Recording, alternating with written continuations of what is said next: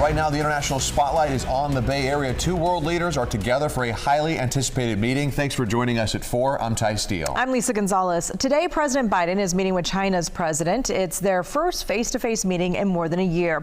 And we're just learning that two major agreements were made in this meeting. U.S. officials and Biden and Xi agreed to curb illicit fentanyl production.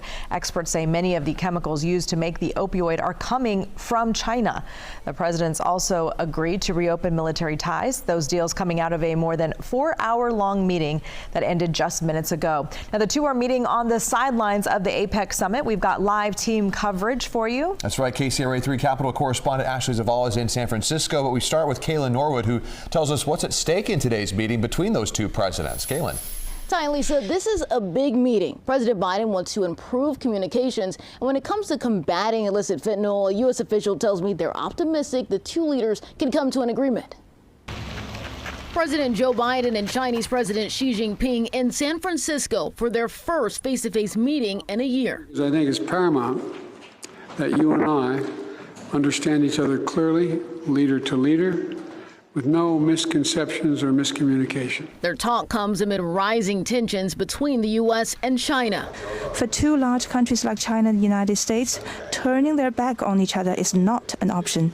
It is unrealistic for one side to remodel the other, and conflict and confrontation has unbearable consequences for both sides. On the agenda, rising pressure to curb the flow of illicit fentanyl, a deadly drug fueling tens of thousands of overdoses here at home. Over the past 2 years alone, we've seized enough fentanyl to kill 270 million Americans. That's more than 80% of all Americans. The Chinese haven't cracked down on the illegal means that have been used to transfer these materials over the years. I asked the White House about the importance of President Biden addressing the issue with Xi. Oh, it's critical. It's important. This is something that we've talked about and taken very seriously when it comes to fentanyl and getting that off our streets. President Biden added he wants to ensure that competition with China does not veer into conflict. He's set to have a press conference following his meetings with Xi later today.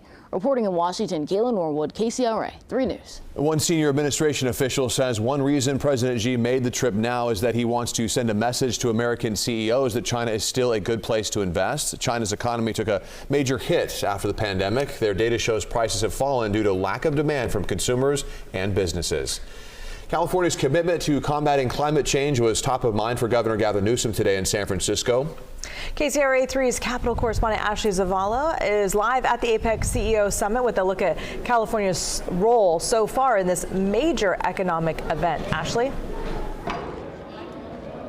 Yeah, Lisa and Ty, the governor has had a pretty active day here in San Francisco, not just meeting with some foreign leaders, but also getting involved directly in some of the discussions happening here at the CEO Summit. But let's start with what just recently happened.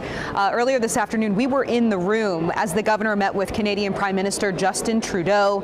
The two were actually having a follow-up meeting on a climate-related agreement both signed last year that, among many things, ensures California and Canada cut down on pollution, plastic waste, and carbon emissions. Before that meeting, Newsom participated in a fireside chat at the APEC CEO Summit with business leaders on how government and private businesses can work together to use those new technologies like artificial intelligence to help the environment. There, Newsom said partnerships with other countries are key in overall confronting climate change. The planet is a beneficiary. Our economies are beneficiaries. So more of that. And that's why I'm here at APEC. More of that. Again, open hand, not a closed fist. Divorce is not an option. We have to live together and advance together across our differences. We'll manage our strategic competition. But at the end of the day, we all share the same short moment in life. And the climate is the ultimate equalizer. And to me, it's so foundational in terms of of connecting our fate and future in a way that should invite us all to the same table. Now, the governor actually made those remarks at the exact same time that President Joe Biden and Chinese President Xi Jinping were meeting during that early morning session and into the working lunch that the president had. Now, the governor will continue meeting with foreign leaders throughout this week. Meanwhile, the president is expected to address the APEC CEO Summit tomorrow morning. Reporting live here in San Francisco, Ashley Zavala, KCRA 3 News. Ashley, thank you so much. And tonight, President Biden and First Lady Jill Biden will host a welcome reception for APEC leaders. And then tomorrow, Tomorrow, the president will deliver remarks at the APEC CEO Summit, as you heard. He'll also host an informal dialogue and a working lunch, followed by remarks and a photo in the Indo-Pacific Economic Framework. Tomorrow wraps up with the president and first lady hosting heads of delegation for the APEC dinner.